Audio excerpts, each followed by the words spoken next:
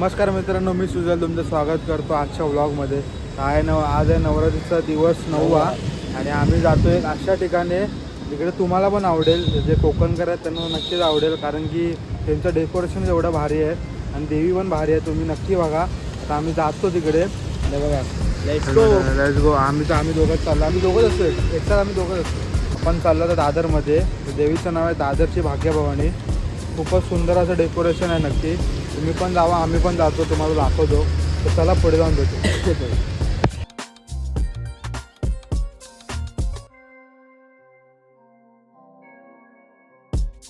आता पोचलो आम्ही. जर सगळं गाडी लावली आहे, थांबलो आणि आता आम्ही जाऊया. बघा तिकडे जायचं आपल्याला, तिकडे त्या चॅनलमध्ये जायचं आणि तुम्हाला दाखवतो. मस्त आहे. कोकणात आल्यासारखं वाटतं तुम्हाला.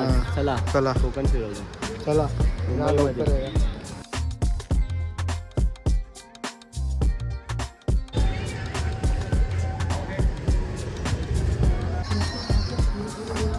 तर आता पोहोचलो आम्ही फायनली. त्याला दाखवतो आतमध्ये जाऊन.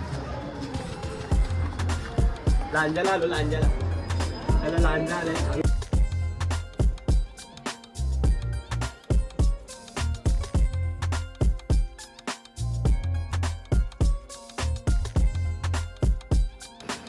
ते बघा, असा काय बाहेरचा गेट आहे. मस्त कोकण रेल्वे रत्नागिरी, आपलं रत्नागिरी स्टेशन.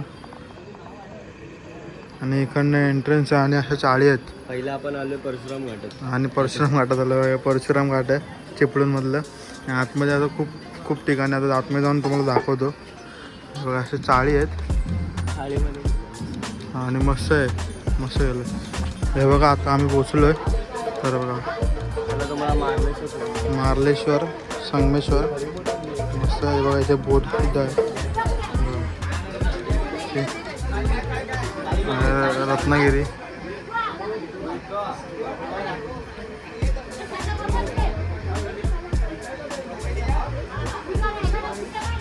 स्वामींचा मठ, स्वामी रूपी मठ, पावस. हे आरेवारे सगळ्यात फेमस असं बीच, आरेवारे बीच.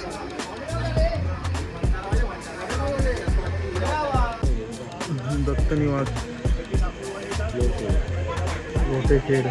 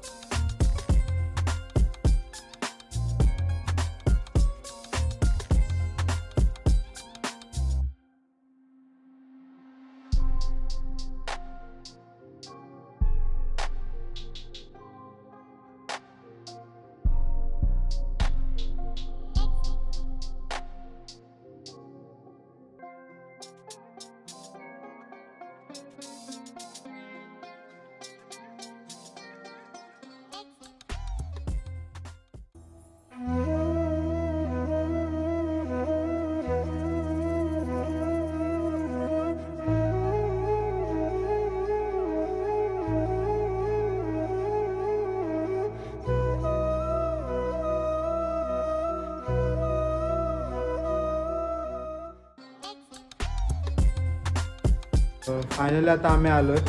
बघा कसं वाटलं कोकणात जाऊन. छान केलंय डेकोरेशन. हा म्हणजे ठराविक मस्त स्पॉट घेतलेले आहेत तिकडे.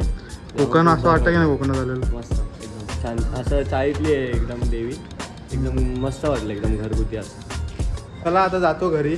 तुम्हाला घरी आता व्लॉग एंड करतो. इकडे भेटूया नवीन व्लॉग सोबत. आतापर्यंत फॉलो करा, शेअर करा आणि सबस्क्राईब करा. बाय.